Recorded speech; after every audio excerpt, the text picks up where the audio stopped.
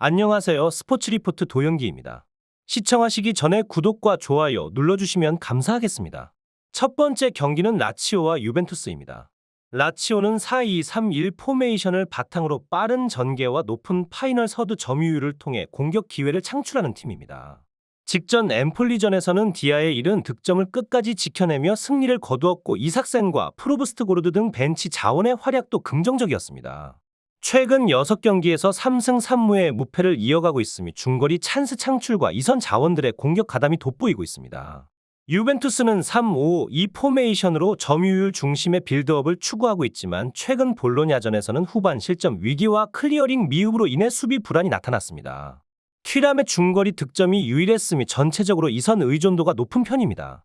블라호비치와 브레메르 등 핵심 선수들이 대거 이탈하면서 수비 라인은 예비 자원 중심으로 운영되고 있습니다. 라치오는 홈 경기 이점과 함께 전방에서의 날카로운 이선 움직임을 바탕으로 유벤투스의 불안정한 수비를 공략할 가능성이 높습니다.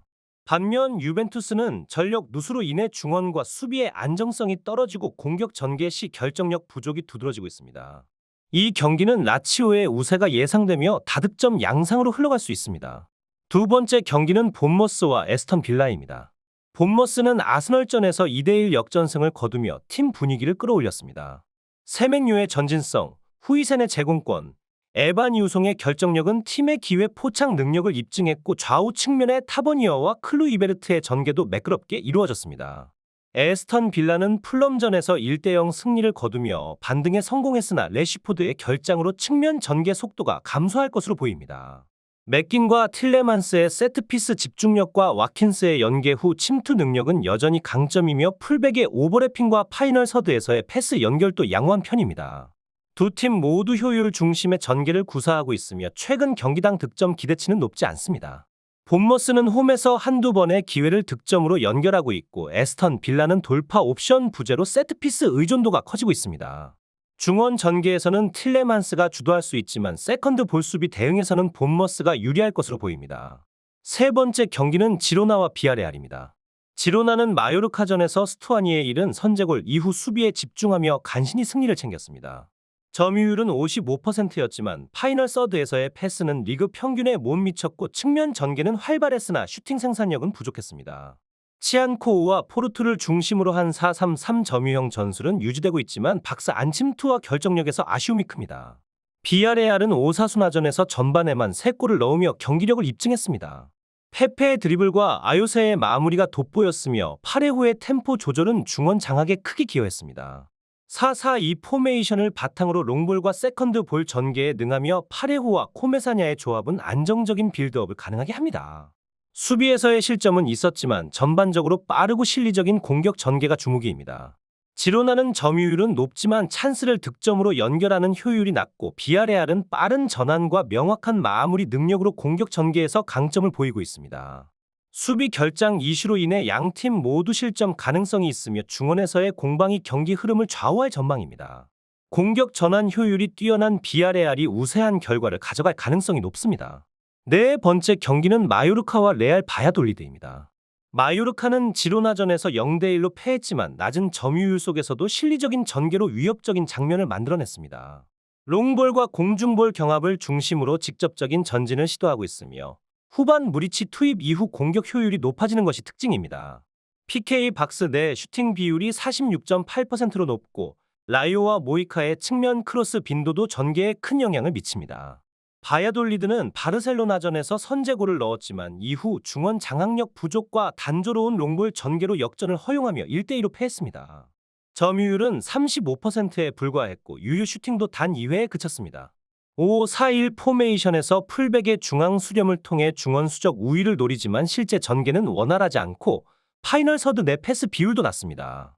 마요르카는 수동적인 전술 속에서도 무리치의 피지컬과 측면 크로스를 활용한 한방 중심 운영이 가능하며, 후반 강한 공세 전환이 장점입니다. 반면 바야돌리드는 수비 결장과 단조로운 전개로 인해 위협이 제한적입니다. 저득점 흐름 속 마요르카의 한 골 차 승리가 유력하고 언더 배팅이 안정적인 선택입니다.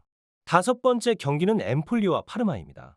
엠폴리는 직전 라치오전에서 경기 시작 1분 만에 실점한 이후 38%의 점유율과 3회의 유효 슈팅에 그치며 공격에서 큰 인상을 남기지 못했습니다. 3야 콜롬보, 마리아누치를 중심으로 후반 좌우 측면 활용을 시도했지만 마무리에서 한계를 드러냈습니다. 파르마는 코모전에서 패하긴 했지만 경기 내용상 우세한 흐름을 보였고 총 13회의 슈팅과 6회의 유효 슈팅을 기록했습니다. 펠레그리노와 온드레카를 중심으로 한 측면 돌파가 활발했고 후반 교체 자원도 위협적인 장면을 만들어냈습니다. 롱볼 전개와 빠른 전환을 통해 일선 마무리를 지향하는 전술이며 최근 5경기에서 롱볼 비율 23%, 일선 슈팅 비율 54%를 기록하고 있습니다. 엠폴리는 홈 2점과 배당 우위를 가지고 있지만 중원 전력 약화와 낮은 공격 완성도로 승리 가능성은 높지 않습니다. 파르마는 공격 자원 이탈 속에서도 전환 속도와 효율적인 마무리로 주도권을 일부 가져올 수 있는 팀입니다. 양 팀 모두 득점력이 떨어지는 흐름이 지속되고 있어 언더 배팅이 가장 안정적인 선택으로 보입니다.